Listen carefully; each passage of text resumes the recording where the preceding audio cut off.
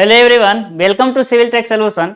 आज हम पढ़ेंगे most important subject fluid mechanics, है ना, जिसे सेमेस्टर एग्जाम में आप पढ़े होंगे हाइड्रोलिक्स एंड हाइड्रोलिक्स मशीन के नाम से पढ़े होंगे, है ना। लेकिन जब हम जेई की तैयारी करते हैं तो इसका नाम हो जाता है फ्लूइड मैकेनिक्स, क्योंकि सिर्फ यदि हाइड्रोलिक्स पढ़ेंगे तो फ्लूइड में सिर्फ यदि हाइड्रोलिक्स पढ़ते हैं तो कुछ पार्ट छूट जाता है। लेकिन हम इसका नाम यदि ले रहे हैं फ्लूइड मैकेनिक्स तो इसमें बहुत सारी चीज़ें एक्स्ट्रा ऐड हो जाती है, यानी सारा चीज़ हम पढ़ेंगे।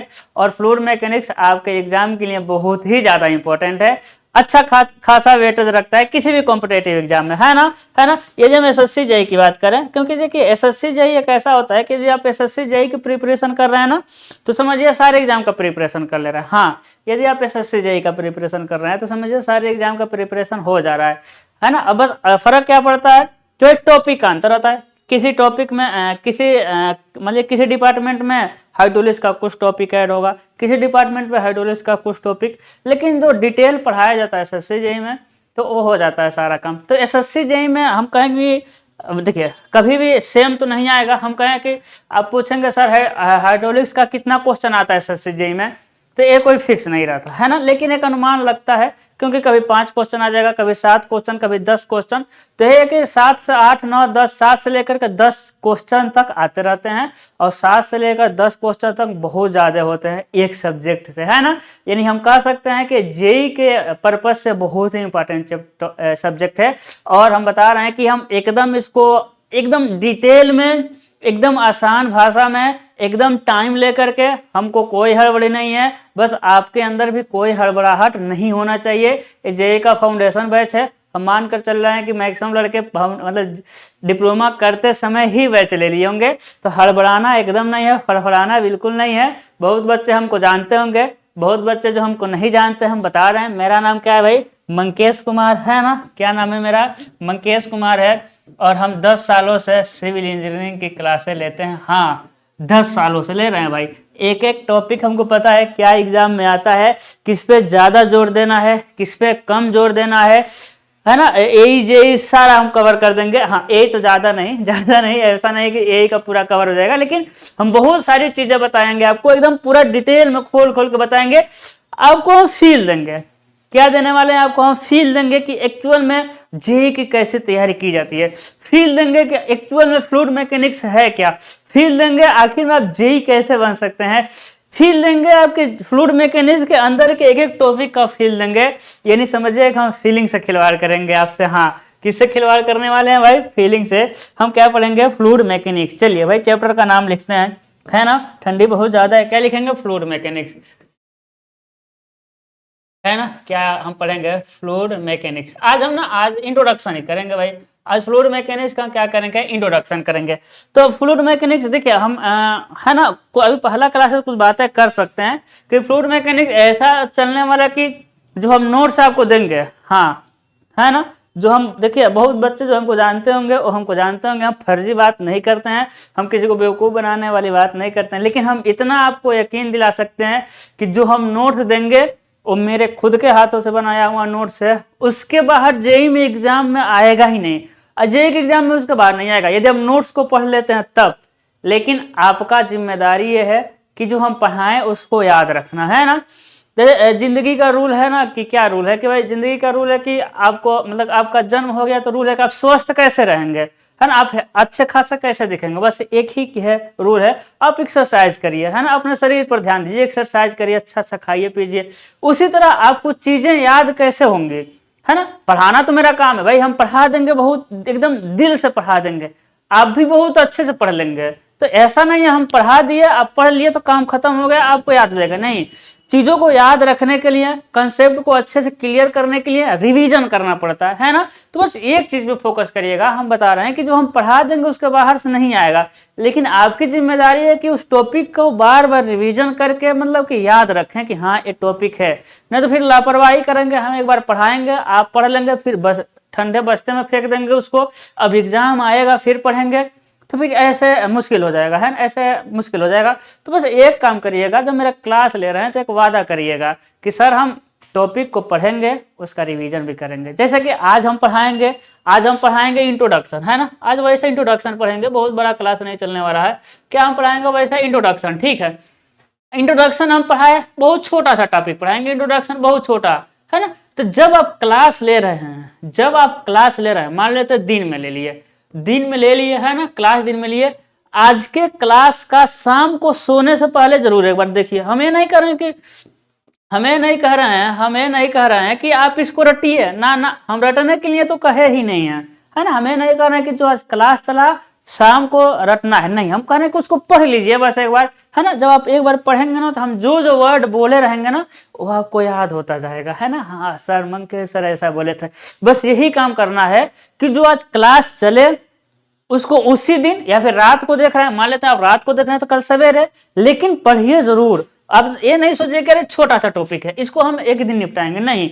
जब बहुत ज्यादा मोटी हो जाती है ना, बहुत ज्यादा, जैसे कि क्या होता है जब 10 पेज 20 पेज 30 पेज जब नोट्स बना लेंगे फिर पढ़ नहीं पाएंगे, फिर कैसे पढ़ेंगे आप, बहुत फास्ट पढ़ेंगे, एकदम स्पीड में पढ़ेंगे, वही चीजें गड़बड़ हो जाती है ना। रेगुलरिटी से मेंटेन करके रखना है, जो चीजें हम पढ़ाएंगे शाम को यदि पढ़ रहे हैं तो सवेरे, यानी रिवीजन रोज करना है, रोज मतलब एक बार सरसरी निगाहों से पढ़ना है और एक बार हफ्ते में एक बार एकदम पूरा पीछे से रिवीजन कर डालना है, ठीक है। हाँ है ना। देखिए अब क्या है कि जब हम ये चीजें बता रहे हैं, तो बहुत सारे लड़के क्या होंगे, है ना, जो हम क्योंकि आज तो हम फ्लूइड मैकेनिक्स से स्टार्ट कर रहे हैं, तो बहुत सारे लड़कों के मन में होगा कि सर हम ऐसा ही करेंगे, है ना, आप पढ़ाएंगे हम रिवीजन करेंगे, ठीक है, बहुत लोग करेंगे, लेकिन करते करते ना 10 दिन में फिर थक जाएंगे, फिर वही दिक्कत होगा, है ना। थकना नहीं है ना। जैसे अब क्या होता है, कैसे पकड़ में आता है भाई, अब कोई बुक कॉपी लेकर आते हैं कि नहीं, आप लोग कॉपी खरीद करके लेकर आते हैं, आप लोग कॉपी खरीद कर लेकर आते हैं, रफ क्या खरीद कर लेकर आते हैं, रफ खरीद कर लेते हैं, तो ऊपर के 3-4 पन्ना एकदम बहुत अच्छे से लिखते हैं, है कि नहीं, ऊपर का 3-4 पेज ना बहुत अच्छे से लिखते हैं और आपके माइंड में रहता है कि ये वाला जो रफ है ना, एक रफ है या फिर कोई भी फेयर बना रहे हैं, इस वाले को ना बहुत अच्छे से लिखेंगे। लेकिन जैसे 10-20 पेज आप लिखते हैं, अपने आदत पे आ जाते हैं, फिर घसीटना आप शुरू कर देते हैं, है ना, फिर वही दिक्कत होता है आपको, है ना। आपको ना पेशेंस के साथ अच्छे से रेगुलरिटी मेंटेन करना है ना। यदि जिंदगी में हम फ्लूइड मैकेनिक्स की बात नहीं कर रहे हैं भाई, टीचर ये होता है ना जो अपने बच्चों को सभी के लिए तैयार करे, है कि नहीं। तो क्या है कि जिंदगी में यदि आपके किसी भी काम में यदि रेगुलरिटी नहीं है ना, फिर मुश्किल हो जाएगा। किसी काम में आगे बढ़ना रेगुलरिटी बहुत जरूरी होता है, ठीक है। तो चलिए हम आशा करते हैं कि आप लोग सारी चीज़ों को अच्छे से फॉलो करते हुए अच्छे से रिवीजन करेंगे। बाकी कोई डाउट होगा तो हमसे पूछ सकते हैं, कोई भी डाउट हो पूछ सकते हैं, कोई दिक्कत नहीं, ठीक है। आज हम क्या शुरू करेंगे भाई, फ्लूइड मैकेनिक्स। तो फ्लूइड मैकेनिक्स में सबसे पहले हम समझेंगे फ्लूइड क्या है भाई, सबसे पहले समझेंगे फ्लूइड क्या है, फिर हम समझेंगे मैकेनिक्स क्या है, फ्लूइड क्या है, फिर आप समझेंगे मैकेनिक्स का है ना। कि तो क्या है कि हम लोग लड़कों से पूछते हैं कि भाई फ्लूइड क्या है, तो कहते हैं सर फ्लूइड ना पानी होता है, पानी नहीं होता है भाई। फ्लूइड क्या होता है भाई, पानी नहीं होता है। तो फ्लूइड क्या है, देखिए लिखा है ना, fluid is defined as a substance having the ability to flow. यहाँ तक देखिए, मतलब क्या है भाई, फ्लूइड एक ऐसा सब्सटेंस है जिसमें बहने का गुण होता है, एबिलिटी टू फ्लो, जिसमें किसका गुण होता है भाई, बहने का गुण होता है, ठीक है। फ्लूइड एक ऐसा सब्सटेंस है जिसमें क्या होता है भाई, फ्लूइड को कैसे डिफाइन कर रहे हैं, fluid is defined as a substance having the ability to flow, यानी कि फ्लूइड एक ऐसा सब्सटेंस है जिसमें बहने का गुण होता है ना। जैसे कि फ्लूइड के अंदर क्या क्या आते हैं, फ्लूइड के अंदर क्या क्या आते हैं भाई, फ्लूइड के अंदर आती हैं क्या, आती हैं आपकी लिक्विड, है ना। फ्लूइड के अंदर क्या आती है, लिक्विड आती है, और फ्लूइड के अंदर क्या आती है, गैस आती है ना। फ्लूइड के अंदर क्या आती है, लिक्विड आती है, फ्लूइड के अंदर गैस आती है। क्योंकि आप सोचिए लिक्विड में भी बहने का गुण है कि नहीं, लिक्विड में भी बहने का गुण है, गैस में भी बहने का गुण है ना। तो वही कर रहा है कि फ्लूइड कैसे डिफाइन करेंगे कि भाई जो पदार्थ बहने, जिसमें बहने का गुण है उसे क्या कहेंगे, फ्लूइड, ठीक है। कर रहा है कि और डिफाइन कंटिन्यूसली, क्या कर रहा है कि ये डिफाइन है ना, नहीं डिफॉर्म, है ना, क्या कर रहा है, deform continuously under the action of shear force, यानी ये कह रहा है कि शियर फोर्स के प्रभाव में ना वो कंटिन्यू डिफॉर्म होता जाता है। फ्लूइड क्या कह रहा है कि शियर फोर्स के, है ना, क्या कर रहा है भाई, शियर फोर्स के प्रभाव से वो क्या होता जाता है, कंटिन्यू क्या होता जाता है, वो डिफॉर्म होता जाता है, ठीक है ना। अब इसको समझते हैं, है ना, अब इसको समझते हैं, अब इस क्या कहना चाहता है, ठीक है ना। देखिएगा आज ना हम फ्लूइड ही फ्लूइड करेंगे भाई, आज खोद कर रख देंगे फ्लूइड को, ठीक है ना। फील आना चाहिए भाई, कोई भी सब्जेक्ट पढ़ना तो फील आना चाहिए। देखिएगा हम क्या कर रहे हैं, समझिएगा, क्या कर रहे हैं कि फ्लूइड, फ्लूइड को हम कैसे डिफाइन कर रहे हैं, दो तरीके थे। एक सो ऐसा सब्सटेंस जिसमें बहने का गुण हो, उसे क्या कहते हैं, फ्लूइड कहते हैं। और दूसरा क्या है, दूसरा तो हमको समझना है भाई, दूसरा तो आपको फील कराएगा कि आप इंजीनियर है। Deform continuously under the action of shear force, है ना, इसी को तो समझना है।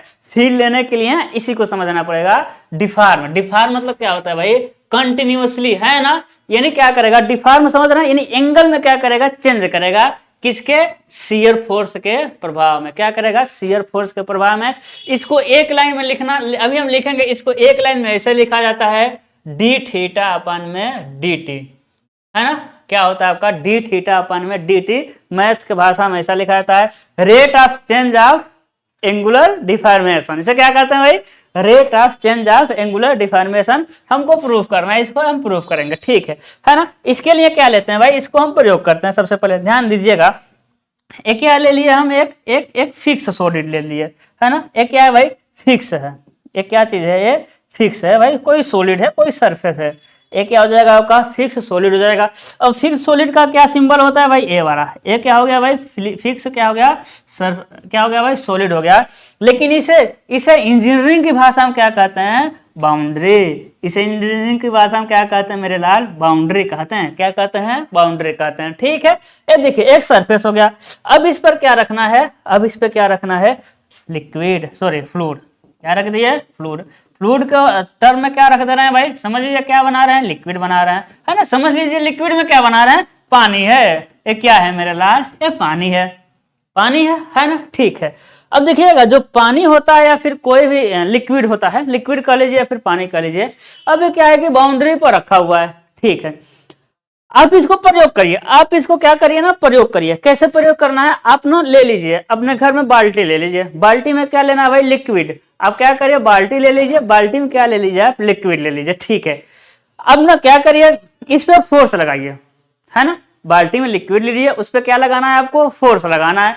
अब फोर्स में सबसे पहले आपके दिमाग में क्या आएगा, टेंसाइल फोर्स। आपको बाल्टी का पानी है ना, क्या करिए उसको खींचिए भाई, किसको, पानी को, भाई टेंसाइल फोर्स लगाइए। टेंसाइल फोर्स कैसे लगाएंगे, जो बाल्टी में या टब में पानी है ना, उसको आप खींचिए, तो खींचेगा, नहीं खींचेगा भाई, क्या वो खींचेगा, नहीं। यानी टेंसाइल फोर्स को क्या कर दिया, पानी क्या कर लिया, रेजिस्ट कर लिया। बताइए क्या खींच पा रहे हैं पानी को, नहीं खींच पा रहे हैं, है ना, टेंसाइल फोर्स तो काम नहीं कर रहा है भाई, ठीक है। आखिर में क्यों शियर फोर्स लिखे, इसका मतलब समझिए, है ना, उसको डिफॉर्म करना है। क्या टेंसाइल फोर्स उसको खींच पाया, नहीं खींच पाया, लेकिन आप उसमें ना कंप्रेशन फोर्स लगाइए एक बार। अब ना कंप्रेशन फोर्स लगाइए, क्या करना है भाई, बाल्टी है, बाल्टी में एक प्लेट लेकर आइए और दबाइए, दबाइए, बाल्टी में दबाइए, वो दबेगा, नहीं दबेगा। क्या पानी दबता है, नहीं, इनकम्प्रेसिबल होता है। हम आगे पढ़ेंगे, क्या पानी दब रहा है, नहीं दब रहा है भाई। यानी पानी पर, लिक्विड पर, है ना, टब में आप पानी ही रखें तो उस पर आप क्या लगाए, टेंसाइल फोर्स लगाए, कुछ नहीं हुआ। कंप्रेसिव फोर्स लगाए, कुछ नहीं हुआ। अब उस पर आप शियर फोर्स लगाइए, है ना, है ना। देखिए मैकेनिक्स पढ़े होंगे आप लोग, तो शियर फोर्स, क्या नाम है इसका, शियर फोर्स। अब शियर फोर्स मतलब होता है कर्तन बल भाई, क्या होता है आपका, कर्तन बल होता है। इस पे क्या लगाइए आप, शियर फोर्स लगाइए। अरे इसका एक और नाम है टेंजेंशियल, है कि नहीं, टेंजेंशियल फोर्स, ठीक है ना। स्पर्श रेखीय बल कह सकते हैं, क्या होता है, टेंजेंशियल, है ना। आप लोग टेंजेंट पढ़े होंगे, क्या होता है, स्पर्श रेखा पढ़े होंगे, स्पर्श रेखा पढ़े होंगे ना, पढ़े होंगे। पर स्पर्श रेखा क्या होता है, कि कोई स्पर्श रेखा किसे कहते हैं, जब किसी को छू कर निकल जाती है ना, पढ़े होंगे। देखिए इस सर्कल को क्या कर गया, छू कर निकल जाए, यही क्या होता है आपका स्पर्श रेखा होता है। तो टेंजेंशियल यानी क्या लगाना है आपको, इस पे शियर फोर्स लगाना है, यानी टेंजेंशियल फोर्स लगाना है। क्या करना है, इस पे फोर्स लगाइए, है ना, शियर फोर्स लगाइए, छू कर निकालिए। अब इस पर छू कर निकालेंगे तो पानी में तो घुसाना नहीं है हाथ को भाई। इस पर टेंसाइल फोर्स लगाए थे, कुछ नहीं हुआ। कंप्रेसिव फोर्स लगाए थे, कुछ नहीं होगा। अब टेंजेंशियल फोर्स लगाइए, यानी शियर फोर्स लगाइए, है ना। टेंजेंशियल फोर्स यानी शियर, टेंजेंशियल फोर्स यानी शियर फोर्स हमेशा क्या होता है, समानांतर ही होता है, ठीक है। देखते हैं, ये मैकेनिक्स का पार्ट है, मैकेनिक्स पढ़ा होना चाहिए। देखिए ना, हाइड्रोलिक्स आप पढ़ने आए तो मैकेनिक्स की बेसिक जानकारी आपके अंदर होनी चाहिए, ठीक है। हम क्या कर रहे हैं, अब इस पर आप टेंजेंशियल फोर्स लगाइए, ऐसा फोर्स लगाइए कि इसके छू कर निकले। अब बताइए छू कर निकालने के लिए क्या अंदर तो पानी में जाना नहीं है, अरे अंदर तो हाथ नहीं जाएगा ना, अंदर हाथ चला गया तो छू कर थोड़ी निकला। क्या करना है ना, उसका सरफेस पे, है ना, उसके सरफेस पे क्या लगा रहे हैं हम, फोर्स लगा दे रहे हैं। देखिए उसके सरफेस पे क्या लगा दिए भाई, हम फोर्स लगा दिए 10 न्यूटन का, है ना, एग्जाम्पल ले रहा है, 10 न्यूटन का क्या लगा दिए, सरफेस पे फोर्स लगा दिए। ठीक है भाई, है ना। अब बताइएगा जब सरफेस पे फोर्स लगाए हैं, है ना, तो अब ये क्या है कि ये जो पानी है ना, पानी के प्रत्येक क्या है, पानी जो है ये लिक्विड है, हम कह लेंगे एक कणों से मिलकर बना है, मॉलिक्यूल से मिलकर बना है, फोर्स लगाया काम खत्म। ये मॉलिक्यूल से बनकर मिलकर बना है, बहुत सारे मॉलिक्यूल है ना भाई, ये लिक्विड में मॉलिक्यूल ही मॉलिक्यूल है, नहीं अणु है। अब अणुओं से मिलकर बना है, बना तो है, किससे मिलकर बना है, अणुओं से मिलकर बना है। अब देखिएगा, है ना, तो पानी के अणु में, लिक्विड के अणु में ना, है ना, लिक्विड के अणु में क्या होता है भाई, एडहेसिव फोर्स होता है और कोहेसिव फोर्स होता है। अब ये क्या चीज होता है भाई, है ना, अब ये क्या चीज है, ये बताइए, पानी है, पानी वहां रखा है, तो ऐसा तो नहीं है पानी उड़ जा रहा है, पानी यहाँ रखा है तो ऐसा तो नहीं है पानी उड़ जा रहा है, वो एक जगह पर रखा है। कैसे रखा है, क्योंकि जो पानी के कण है ना, वो आपस में क्या किया है भाई, आकर्षण बल द्वारा बंधे हुए हैं, है ना, इंटरमोलिक्यूलर फोर्स द्वारा। ये जो पानी के सभी कण है ना, हम एग्जांपल में पानी ही लिए हैं, लिक्विड कहना चाहिए, ठीक है। ये जो इसके सभी कण है ना, वो इंटरमोलिक्यूलर फोर्स द्वारा बंधे हुए हैं। अब इंटरमोलिक्यूलर फोर्स कितने तरह से होता है भाई, दो तरह से, है ना, इंटरमोलिक्यूलर फोर्स, है ना, इंटरमोलिक्यूलर फोर्स कितने तरह से, दो तरह से। एक होता है आपका कोहेजन, है ना, कोहेजिव फोर्स कह सकते हैं, और दूसरा होता है आपका एडहेसिव फोर्स, है ना, क्या कह सकते हैं हम, कोहेजिव फोर्स कह सकते हैं, और दूसरा क्या कह सकते हैं हम, एडहेसिव फोर्स कहते हैं, कह सकते हैं बिल्कुल। एक कह सकते हैं कोहेजिव फोर्स, एक कह सकते हैं एडहेसिव फोर्स। अब देखिएगा कोहेजिव फोर्स क्या होता है, सेम नेचर के, है ना, क्या होता है भाई, सेम नेचर के अणुओं के बीच लगने वाला। कोहेजिव फोर्स क्या होता है, सेम नेचर के मॉलिक्यूल के मध्य लगने वाला फोर्स को क्या कहते हैं हम लोग, कोहेजिव फोर्स। ठीक है, हिंदी क्या कहते हैं भाई, ससंजन, ससंजन होता है, ठीक है। और एडहेसिव क्या होता है, इसका हिंदी क्या होता है, असंजन होता है। क्या होता है आपका, असंजन होता है। ये क्या होता है भाई, ये डिफरेंट नेचर के, है ना, डिफरेंट नेचर के अणुओं के मध्य, है ना, डिफरेंट नेचर के अणुओं के मध्य लगने वाले आकर्षण बल को क्या कहते हैं हम लोग, एडहेसिव फोर्स कहते हैं। ठीक है, अब देखिए यहाँ क्या है, लिक्विड है, लिक्विड सेम लिक्विड है, सेम लिक्विड मतलब आप पानी ले लीजिए, आप डीजल ले लीजिए, पेट्रोल लीजिए, कोई फर्क नहीं पड़ता, वो पेट्रोल सेम नेचर का है। बताइएगा इस सभी कणों के मध्य कौन सा बल लगा होगा भाई, एडहेसिव फोर्स लगा होगा कि कोहेसिव फोर्स लगा होगा, है ना, क्योंकि हम कह रहे थे पानी है, डीजल है, पेट्रोल है, कुछ भी है, लेकिन एक ही तो है, तो इसके कणों के मध्य क्या लगा हुआ है, कोहेजन फोर्स। यानी इसके जो लिक्विड है ना, इसके सभी कण क्या होते हैं, आपस में बंधे हुए हैं, किस फोर्स के थ्रू, कोहेजिव फोर्स के थ्रू। इसके सभी कण क्या है, आपस में बंधे हुए हैं, है ना, बांध दे। चलिए भाई, इस सभी कणों को क्या कर दिए, कोहेजिव फोर्स की तरह आपस में बांध दिया। ठीक है, अब ना देखिए, हम कह रहे हैं कि इंट्रोडक्शन है तो बहुत ज्यादा कुछ समझाने वाला नहीं है, फ्लूइड मैकेनिक्स समझा रहे हैं, फ्लूइड समझा रहे हैं, मैकेनिक्स। बाकी मेरा कोहेजन एक अलग से टॉपिक ही है, एडहेशन मेरा एक अलग से टॉपिक ही है, हाँ ये अलग से टॉपिक ही है ना, तो इसको हम पढ़ेंगे, है ना, इसको क्या करेंगे भाई, हम पढ़ेंगे आगे आने वाले टॉपिक में, प्रॉपर्टीज ऑफ फ्लूइड में। कहाँ पढ़ेंगे भाई, प्रॉपर्टीज ऑफ फ्लूइड में पढ़ेंगे। कहाँ पढ़ेंगे, प्रॉपर्टीज ऑफ फ्लूइड में पढ़ेंगे। ठीक है, तो घबराना बिल्कुल नहीं है, बस जानकारी के लिए जब यहाँ नाम आया है तो हम बता दिए, ठीक है ना। अब देखिएगा हम क्या करें भाई, इस पे फोर्स लगाएं, इसके सभी कण क्या है, आपस में बंधे हुए हैं। अब बताइएगा जब आप फोर्स कहाँ लगाए, ऊपर, जब ऊपर फोर्स लगाए हैं, है ना, तो बताइएगा ये ऊपर वाला फोर्स लगाए तो एक कण कहाँ जाएगा, यहाँ जाएगा, कण कहाँ जाएगा, यहाँ, लेकिन नीचे वाला कण कहाँ जाएगा भाई, है ना, देखिएगा नीचे वाला कण कहाँ जाएगा, थोड़ा सा यहाँ जाएगा, नीचे वाला कण कहाँ जाएगा, यहाँ जाएगा, नीचे वाला यहाँ, यहाँ, यहाँ, यहाँ, और ये यहाँ पर मिलेगा। ठीक है, यानी कि क्या हो गया, देखिएगा भाई सभी कण ना आकर्षण द्वारा, कौन सा, कोहेजिव फोर्स द्वारा आपस में जुड़े हुए हैं।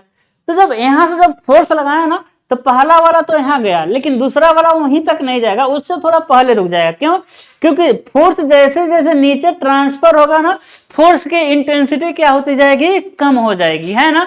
ऊपर वाला गया, ऊपर वाला कण गया, तो नीचे वाले को कहा चलो भाई, लेकिन नीचे वाला कहा नहीं भाई, मेरे पे उतना फोर्स नहीं आया है, क्योंकि फोर्स जैसे नीचे आया ना, उसकी इंटेंसिटी कम हो गई। तो जैसे जैसे फोर्स नीचे आ रहा है, वैसे वैसे उसकी इंटेंसिटी, फोर्स की इंटेंसिटी क्या हो रहा है, कम हो जा रहा है ना। फोर्स की इंटेंसिटी कम होने के कारण जहां फोर्स लगा वहां का जो कण है ना ज्यादा आगे गया, लेकिन उसके नीचे वाले कण कहाँ रह गए भाई, धीरे धीरे उससे कम होते गए, है ना, क्योंकि फोर्स की इंटेंसिटी क्या हो गया, कम होता गया। चीजें समझ आ रही है ना, ठीक है भाई। लेकिन ए वाला कण कहेंगे सर ए वाला फिर क्यों कण यही कैसे हो गया, ए वाला कण यही कैसे रहेगा, ट्रांसफर नहीं हुआ। देखिए यहाँ जो काम करता है एक अजम्पशन काम करता है। क्या काम करता है भाई, नो स्लिप कंडीशन, है ना, क्या कर इसका नाम है नो स्लिप कंडीशन।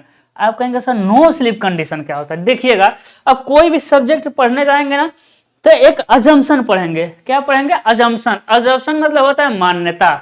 अजम्पशन मतलब क्या होता है भाई, अजम्पशन मतलब क्या होता है, अजम्पशन मतलब क्या होता है, मान्यता। मान्यता मतलब एक्चुअल में तो ऐसा नहीं है, लेकिन चीजों को आसान बनाने के लिए ना हम मान लेते हैं। अजम्पशन क्या होता है, एक्चुअल में तो वैसा नहीं है, लेकिन चीजों को आसान बनाने के लिए ना हम क्या करते हैं, वैसा मान लेते हैं कि है। जैसे जैसे भाई कोई मान लीजिए लड़की वाली हमको देखने आ रही है ना, तो है तो काले, लेकिन क्या चीजों को आसान बनाने के लिए भाई रिश्ता हो जाए, कह देंगे लड़का गोरा है, अजम्पशन माना है ना, गोरा ही है, गोरा ही है, ही मतलब माना। तो क्या है भाई, अजम्पशन मतलब मान्यता। मान्यता ये है कि जो ना देखिए जो जो बाउंड्री के करीब वाला कण है।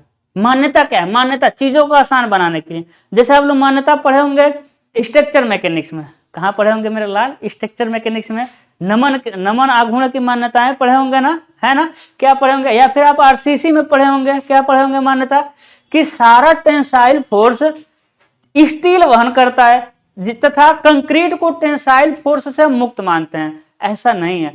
आरसीसी में जब बीम में भाई जब छड़ भी है और कंक्रीट भी है तो कुछ कुछ ना कंक्रीट लेता है फोर्स, लेकिन हम कैलकुलेशन को आसान बनाने के लिए मान लेते हैं कि नहीं ले रहा है। बहुत सारे अजम्पशन है ना, तो यही सारा हम एक अजम्पशन, बहुत सारा इसमें भी अजम्पशन आएगा, लेकिन अभी हम यहाँ एक अजम्पशन क्या ले रहे हैं, क्या अजम्पशन ले रहे हैं, बाउंड्री लेयर कंडीशन का अजम्पशन ले रहे हैं कि जो बाउंड्री के करीब वाला ना, जो बाउंड्री के पास वाला कण होगा ना, बाउंड्री के पास वाले कण हो गया भाई, ये बाउंड्री पास वाला यही कण है ना।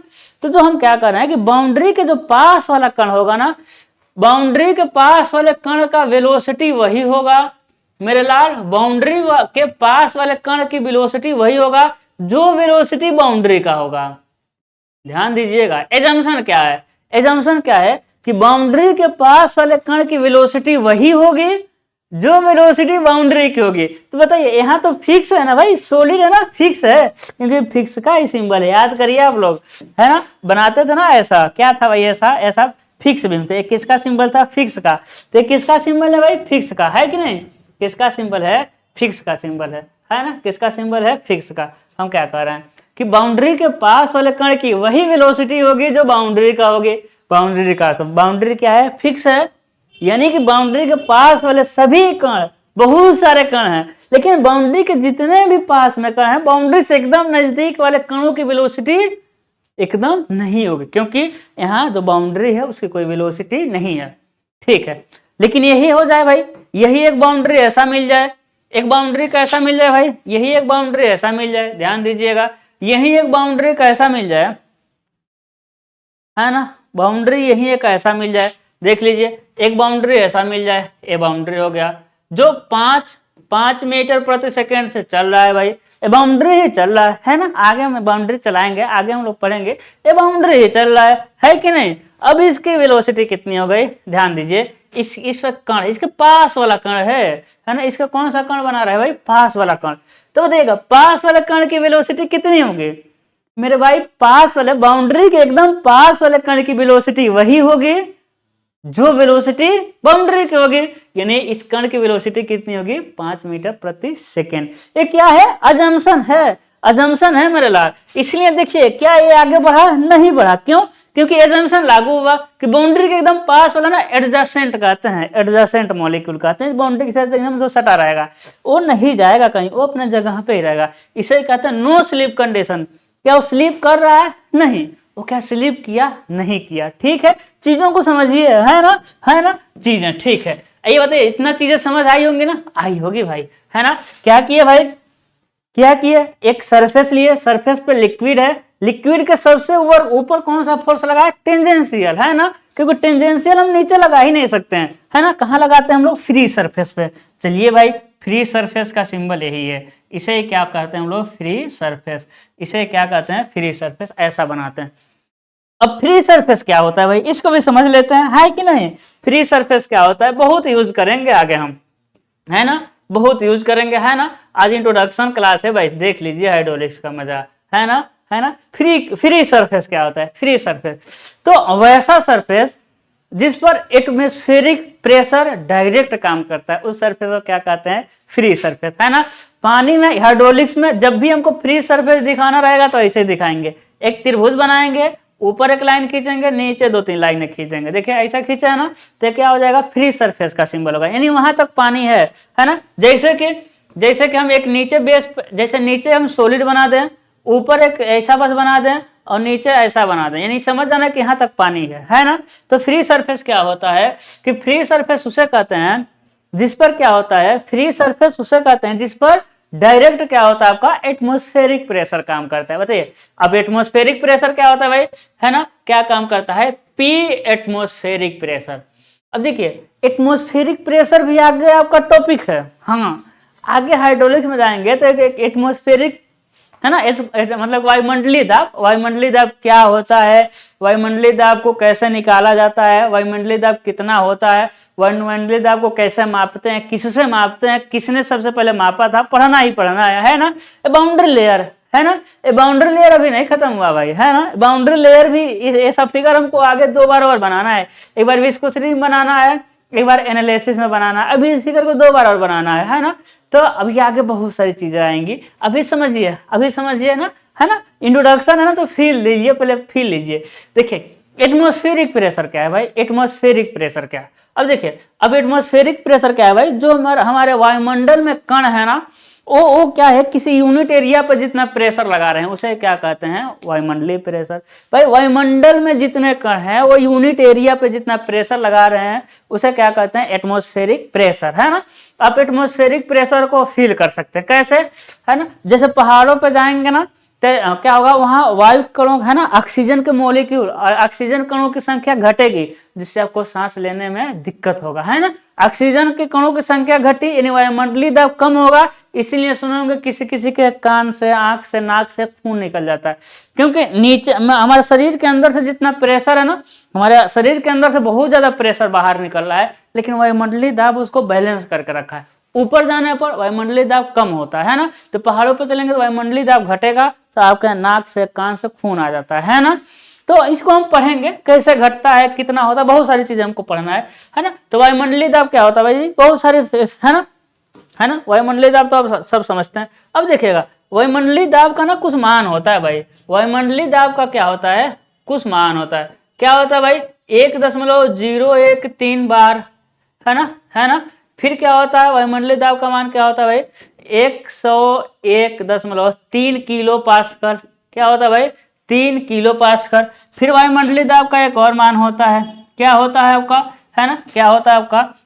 760 mm, है ना, Hg, है ना, 760 mm Hg कॉलम, है ना। फिर क्या होता है आपका? फिर एक आता है आपका 10.3 मीटर, है ना, mm है, 10.3 मीटर ऑफ H2O कॉलम, है ना। क्या हो जाएगा आपका? H2O यानी पानी का कॉलम हो जाएगा, ठीक है। ये सारा हम निकालेंगे, है ना, सारा मेजरमेंट ऑफ प्रेशर में सारा निकालेंगे। ये क्या है? एटमॉस्फेरिक प्रेशर का मान है। जैसे ऊपर लिखे हम बार, बार क्या होता है भाई? जो बार है ना, वो किसका मान मात्रक होता है भाई? प्रेशर का मात्रक होता है। एक बार में 10 पे 5 पास्कल। पास्कल मतलब क्या होता है भाई? न्यूटन पर मीटर स्क्वायर को क्या कहते हैं हम लोग? पास्कल कहते हैं, ठीक है। तो एक बार पे कितना हो जाएगा? 10 पे 5 पास्कल। फिर किलो, किलो आपको समझ आ रहा है भाई? 1 किलो मतलब 10 पे 3 होता है कि नहीं? 10 पे 3 यहाँ पास्कल हो जाएगा, ठीक है।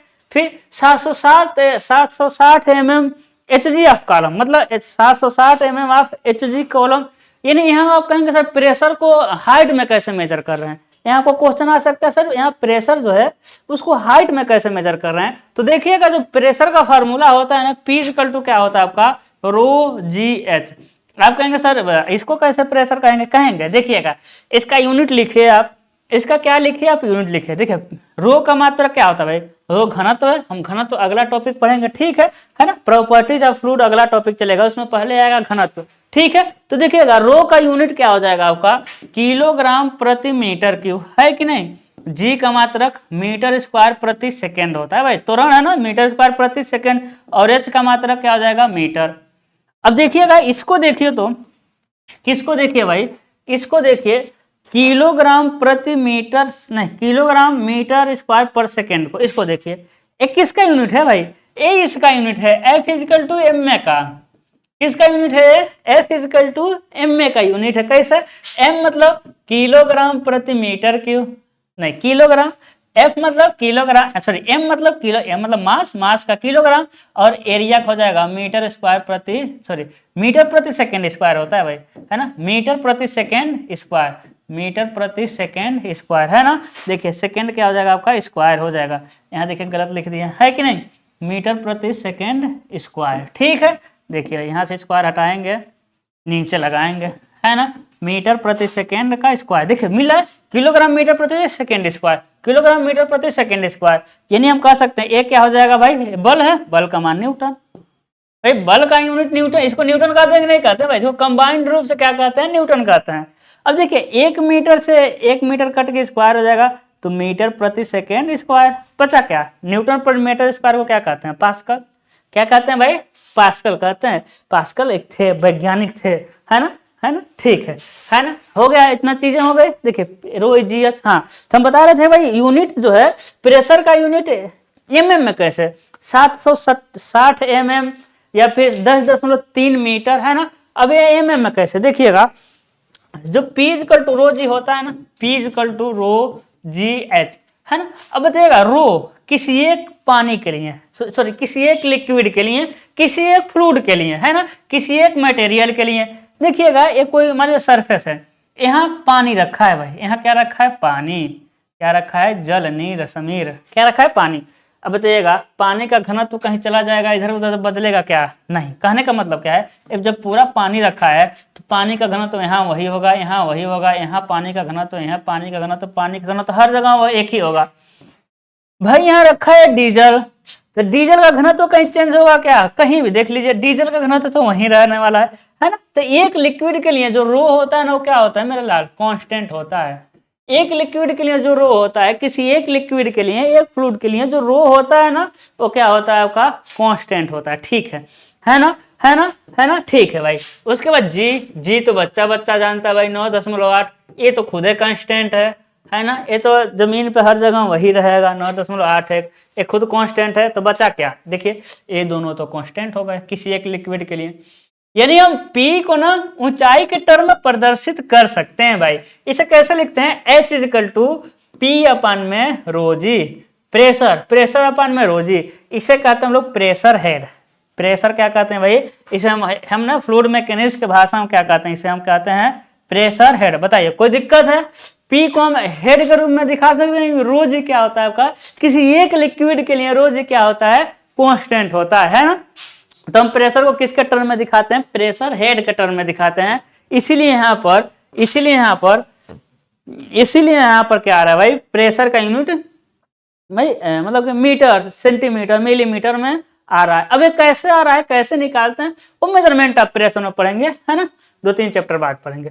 चीजें इतना क्लियर हुई है ना, बहुत यहाँ खिचड़ी पक गया ना, मिटाते हैं भाई, सपोज खिचड़ी पक गया मिटाते हैं, ठीक है ना। चलिएगा भाई, इतना चीजें आपको क्लियर हुआ है ना। चलिए देखिए फिर फिगर बनाते हैं भाई। अभी हमको क्या प्रूफ करना है, हमको ये प्रूफ करना है ना, ये तो प्रूफ ही नहीं करना है भाई। जिसमें बहने का गुण हो इसको क्या प्रूफ करना है भाई, जिसमें बहने का गुण हो तो बहेगा, वो तो सबको जानते हैं। हमको प्रूफ करना है deform continuously under the action of shear force. ये तो हमको समझ आ गया कि शियर फोर्स के ही प्रभाव में जो क्या होगा, डिफॉर्म होगा। ये तो हमको कंफर्म हो गया कि जो लिक्विड होगा वो शियर फोर्स के ही इफेक्ट से क्या होगा, डिफॉर्म होगा। डिफॉर्म मतलब कण यहां से वहां गया था भाई, कण यहां से कहां गया था, वहां गया था, किसके फोर्स में, क्या टेंसाइल फोर्स उसको लेके जा पाया था, नहीं ले जा पाया था। क्या कंप्रेसिव फोर्स उसको लेके गया था, नहीं लेके गया था। क्या लेके गया था, शियर फोर्स। क्या लेके गया था, टेंजेंशियल फोर्स, है ना। तो इतना तो हमको समझ आ गया भाई टेंजेंशियल फोर्स यानी शियर फोर्स उसको क्या किया था, डिफॉर्म किया था। लेकिन कंटिन्यूअसली हमको समझना है ना। देखिएगा फिर वही बना रहे हैं भाई, एक सॉलिड है, फिक्स सॉलिड है, जिसे हम हाइड्रोलिक्स के, जिसे हम फ्लूइड मैकेनिक्स के भाषा में क्या कहते हैं, बाउंड्री कहते हैं भाई। क्या कहते हैं मेरे लाल, बाउंड्री कहते हैं, ठीक है ना, ठीक है। क्या कहते हैं, बाउंड्री कहते हैं। इस पे क्या है, क्या रख दिया भाई, लिक्विड है कि नहीं, लिक्विड है भाई, क्या है आपका, लिक्विड है, क्या है भाई, लिक्विड है। अब लिक्विड में बहुत सारे मॉलिक्यूल, लिक्विड में बहुत सारे कण, लिक्विड में बहुत सारे अणु, है कि नहीं है भाई। लिक्विड में क्या है, बहुत सारे कण है कि नहीं, बहुत सारे कण है। और ये सभी कोहेजिव फोर्स द्वारा, इंटरमोलिक्यूलर फोर्स द्वारा आपस में बंधे हैं। ऊपर जो दिख रहा है एक फ्री सरफेस दिख रहा है भाई, एक क्या दिख रहा है, फ्री सरफेस। फ्री सरफेस किसे कहते हैं, जिस पर डायरेक्ट कौन सा फोर्स काम करता है, एटमॉस्फेरिक प्रेशर काम करता है ना। जिस पर कौन सा प्रेशर काम करता है भाई, एटमॉस्फेरिक प्रेशर काम करता है। इसे ही हम क्या कहते हैं, फ्री सरफेस। इसे क्या कहते हैं, फ्री सरफेस, ठीक है। इसे क्या कहते हैं हम लोग, फ्री सरफेस कहते हैं। अब इस पे हम बहुत सारे फोर्स लगाए भाई, टेंसाइल फोर्स लगाए, कंप्रेसिव फोर्स लगाए, कुछ हुआ ही नहीं। लेकिन जैसे ही ना हम टेंजेंशियल फोर्स लगाए, जैसे ही ना कोई न्यूटन का हम क्या लगाए, कितना भी न्यूटन का, है ना, शियर फोर्स लगाए, वैसे ही कण जो था, है ना, ऊपर वाला कण यहाँ आ गया भाई, नीचे वाला कण देखते हैं, जाते हैं, पहले लाइन खींच देते हैं, नीचे वाला कण यहाँ आ गया, उसके नीचे वाले यहाँ, क्योंकि जैसे जैसे ना जैसे जैसे फोर्स नीचे ट्रांसफर होता जाता है, उसकी इंटेंसिटी क्या होती जाती है, कम हो जाती है। इसलिए जितना फोर्स जहां लगाए वो कण ऊपर जा रहा है, उतना नीचे वाले कण नहीं जा पाएंगे, कम ही जा रहे हैं, है ना। अब देखिएगा, है ना, अब देखिएगा उसके बाद कुछ देर में भाई अब फोर्स लगाए, कुछ देर में ये वाला कण यहाँ चला जाएगा, है कि नहीं, है ना। ए वाला कण यहाँ आ जाएगा, ए वाला कण यहाँ, ए वाला कण यहाँ, ए वाला कण यहाँ, यहाँ यहाँ, लेकिन एक कण कहीं नहीं जाएगा भाई, नीचे वाला तो कहीं जाएगा नहीं। क्यों, क्योंकि इस पे एक जंक्शन काम कर रहा है, इस पे एक जंक्शन काम कर रहा है। कौन सा जंक्शन, नो स्लिप कंडीशन, है ना। कौन सा हम बताए थे भाई, नो स्लिप कंडीशन, जिसमें हम कहे थे कि बाउंड्री के पास वाले adjacent particle, adjacent molecule, boundary के सबसे पास वाले कणों की वेलोसिटी वही होगी जो वेलोसिटी बाउंड्री का होगा। तो बाउंड्री यहाँ फिक्स है, क्योंकि फिक्स का नीचे सिंबल बना है ना, पीला पीला ऐसे। तो बाउंड्री क्या है, फिक्स है, बाउंड्री कहीं नहीं जा रहा है, तो पार्टिकल भी कहीं नहीं जाएगा। बताइएगा, अब ऐसे हर जगह ना सभी कण होगा, ठीक है। यानी कुछ देर में कहाँ चला गया था, समझिएगा। पहले कुछ समय में, पहले हम कहा था 5 सेकंड में, 10 सेकंड में, 5 सेकंड में कहाँ गया था भाई, यहाँ गया था। हम कह देंगे फिर अगले, है ना, 10 सेकंड में कहाँ चला गया भाई, मतलब अगले 5 सेकंड में कहाँ चला गया, यहाँ से लेके यहाँ चला गया। ये नहीं, आप खुद प्रैक्टिकल करिए, है ना। ये चलता ही जाएगा, ये चलता ही जाएगा। कब तक जाएगा, जब तक इस फोर्स का प्रभाव रहेगा तब तक ये चलता ही जाएगा। क्या कभी रुकेगा, नहीं रुकेगा। जैसे फोर्स का मतलब प्रभाव खत्म होगा, वैसे क्या होगा, ये रुक जाएगा। बताइए फर्श में आप क्या करें, बाल्टी लीजिए, बाल्टी से पानी लीजिए, है ना, और फर्श पे ना ऐसे गिरा दीजिए। अब देखेंगे वो बहता ही जाएगा, और क्या होता जाएगा, वो बहता ही जाएगा। तो हो गया कि नहीं, क्या हो गया आपका, डिफॉर्म हो गया कंटिन्यूअसली। भाई जब तक फोर्स का प्रभाव होगा तब तक ये डिफॉर्म होता जाएगा। फोर्स का प्रभाव देते जाइए, डिफॉर्म कराते जाइए। यही क्या है आपका, यही डिफिनीशन होता है फ्लूइड का, है ना। तो देखिएगा, जब चीजें समय के अनुसार बदलते तो उसे कहते हैं रेट, है ना, रेट कहते हैं भाई, रेट ऑफ कहते हैं। चीजें सब समय के अनुसार बदलती है, समय के, है ना, समय के साथ साथ बदलते तो उसे कहते हैं रेट ऑफ। क्या बदल रही है भाई, क्या बदल रहा है, एंगल। क्या बदल रहा है आपका, एंगल। तो कह सकते हैं एंगुलर, एंगुलर क्या हो रहा है, डिफॉर्म हो रहा है। एंगल का डिफॉर्म हो रहा है कि नहीं, तो इसे कहते हैं रेट ऑफ एंगुलर डिफॉर्मेशन। जिससे हम कैसे दिखाते हैं भाई, कितने समय में dt, भाई कितने समय अंतराल पर कितना क्या हुआ आपका कोण में चेंज हुआ भाई, है कि नहीं। देखिए कितने समय अंतराल पे कोण में कितना परिवर्तन हुआ, है ना। इसे क्या कहते हैं, रेट ऑफ एंगुलर डिफॉर्मेशन। बताइए चीजें क्लियर हुई। फ्लूइड किसे कहते हैं, फ्लूइड किसे कहते हैं भाई, फ्लूइड उसे कहते हैं जिसमें बहने का गुण हो तथा स्मॉल या नेग्लिजिबल शियर फोर्स लगाने पर, है ना। यहाँ भले स्मॉल नहीं लिखा है लेकिन समझ जाइएगा थोड़े से ना। अब कंप्रेशन किसना भी लगा देंगे वो नहीं दबने वाला है ना, वो नहीं दबने वाला है। और क्या है, टेंसाइल भी लगा देंगे वो नहीं खींचने वाला है, लेकिन थोड़ा सा शियर फोर्स लगाएंगे तो जब तक वो शियर फोर्स का प्रभाव होगा वो क्या होता जाएगा, आपका डिफॉर्म होता जाएगा। कुछ देर में यहाँ, अगले में यहाँ, अगले में यहाँ, है ना, समय के साथ क्या होता जाता है, डिफॉर्म होता जाता है। चीजें क्लियर हुई, है ना। तो इसे क्या कहते हैं हम लोग, फ्लूइड कहते हैं। फ्लूइड में क्या क्या आते हैं भाई, ये चीजें हम लिख चुके हैं। फ्लूइड में हमको पढ़ना है एक लिक्विड, है ना, लिक्विड, और दूसरा क्या हो जाएगा आपका गैस। क्या हो जाएगा आपका, लिक्विड हो जाएगा, और दूसरा क्या हो जाएगा आपका गैस हो जाएगा। लिक्विड हो जाएगा और क्या हो जाएगा, गैस हो जाएगा। बताइए इतनी चीजें क्लियर है ना, इतनी चीजें क्लियर आपकी होगी। इसे क्या कहते हैं भाई, फ्लूइड कहते हैं, ठीक है ना। ये स्पेशल है भाई, इसलिए देखेंगे सिविल वाले पढ़ते हैं, है ना। देखेंगे सारे सब्जेक्ट सिविल मैकेनिकल वाले नहीं पढ़ते हैं, एक स्ट्रक्चर मैकेनिक्स पढ़ते हैं और एक क्या पढ़ते हैं, एक फ्लूइड मैकेनिक्स पढ़ते हैं, है ना। बाकी देखेंगे अलग अलग होता है, ये स्पेशल सब्जेक्ट होता है। कैसा सब्जेक्ट, समय के हिसाब से क्या होता है, जैसे जैसे समय बढ़ेगा ये डिफॉर्म करता जाता है ना, ठीक है भाई। आपका सब्जेक्ट का क्या नाम है, फ्लूइड मैकेनिक्स। तो फ्लूइड हमको समझ आ गया, फ्लूइड क्या हो गया भाई, समझ आ गया। फ्लूइड क्या होता है भाई, ये डिफॉर्म करता है। सीधे सीधे कोई पूछे फ्लूइड क्या होता है तो आप कह दीजिएगा डी थीटा अपन में डी टी, यही क्या होता है आपका फ्लूइड होता है, कह दीजिएगा। हाँ, वो काट ही नहीं सकते। यदि आप कह देंगे डी थीटा अपन में डी टी होता है तो क्या वो काट पाएंगे, बिल्कुल नहीं। होता ये है कि नहीं, यही होता है कि थोड़ा सा, है ना, समय के अनुसार क्या होता जाएगा, बदलता जाएगा, इसका एंगल क्या होता जाएगा, बदलता जाएगा, है ना। क्या हम पढ़ेंगे, लिक्विड, उसके बाद क्या पढ़ेंगे हम लोग, गैस पढ़ेंगे, है ना। अब बताइएगा कैसा क्लास लगा इसका, फिर हम कल से शुरू करेंगे। अब मैकेनिक्स क्या है भाई, अब मैकेनिक्स समझना है ना। अब बहुत सारे लोग पढ़ाते हैं, क्या करेंगे, इंट्रोडक्शन बताएंगे नहीं भाई, इसके बारे में बताएंगे, तुरंत आएंगे। चलिए दोस्तों आज हम शुरू करेंगे प्रॉपर्टीज ऑफ फ्लूइड, है ना। नहीं, पहले समझिए तो इसके कंसेप्ट को, तब तो मजा आएगा सारी चीजें, है ना, ठीक है भाई। क्या पढ़ेंगे, मैकेनिक्स। अब मैकेनिक्स क्या है, जैसे देखिएगा, है ना, मैकेनिक्स क्या है भाई। तो मैकेनिक्स एक क्या हो गया आपका, ये देखिए, एक क्या हो गया आपका, मतलब कुछ भी हो गया, ऑब्जेक्ट हो गया कोई, एक क्या हो गया, ऑब्जेक्ट ऐसा रखा है।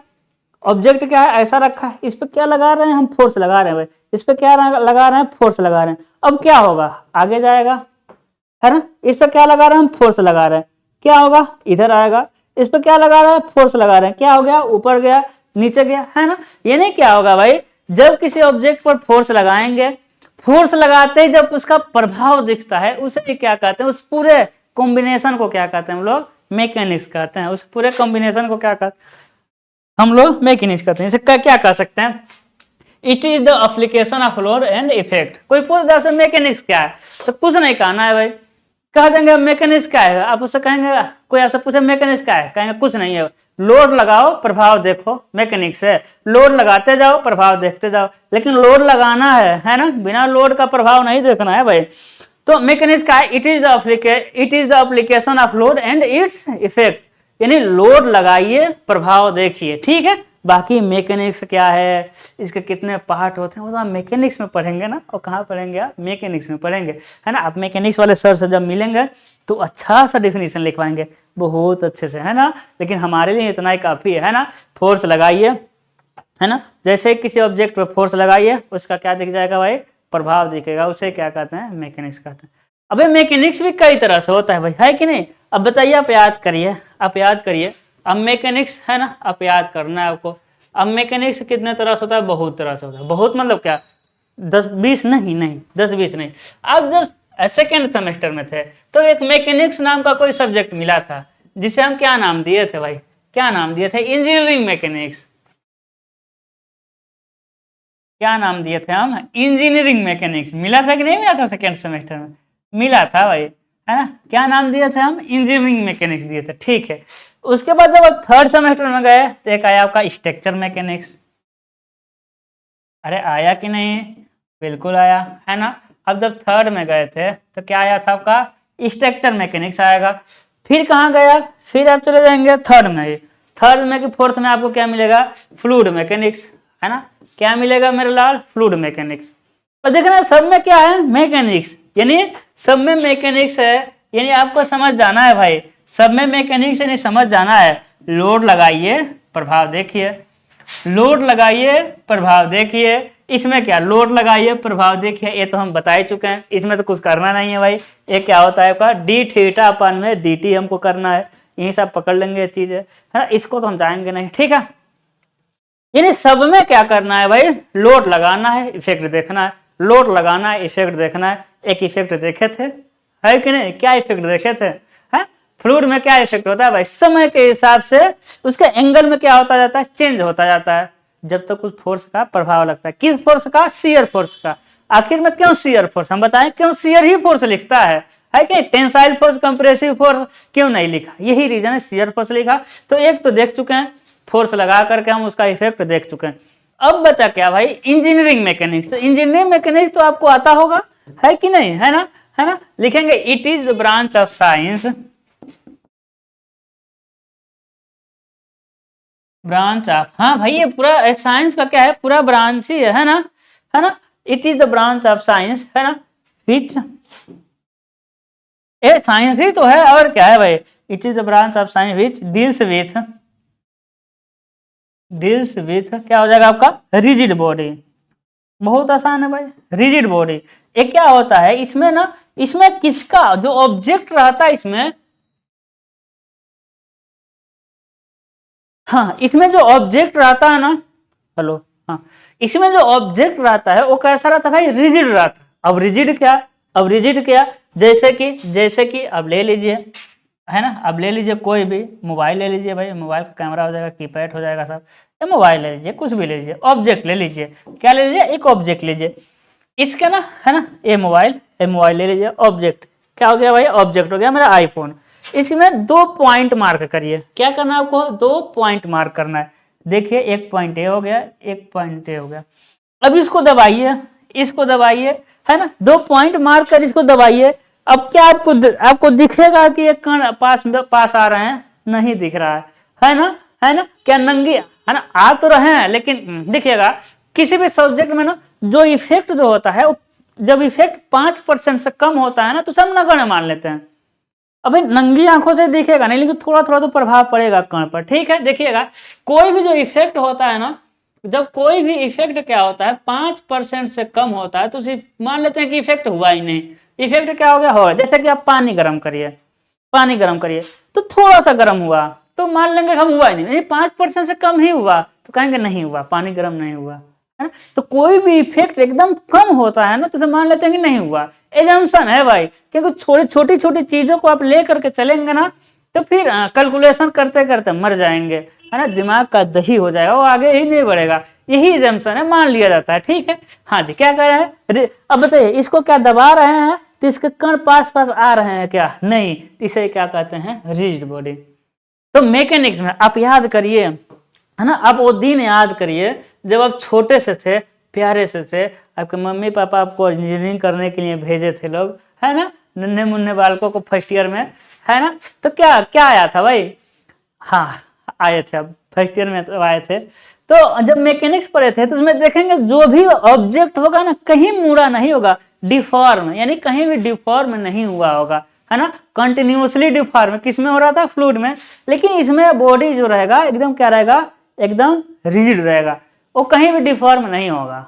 हाँ आप याद करिए, है ना, मैकेनिक्स पढ़े ना आप याद करिए, ठीक है। कोई भी बॉडी टेढ़ा वगैरह टूटेगा कटेगा पीटेगा नहीं। क्या होता है, एक बॉडी होता है भाई, बलों का वियोजन का नियम, बलों के जुड़ने का नियम, ऐसे देखिए जो लगा देते थे बल जोड़ देते थे, तोड़ देते थे, है ना, बहुत सारे हैं। मैकेनिक्स हम पढ़ाते नहीं है, ठीक है।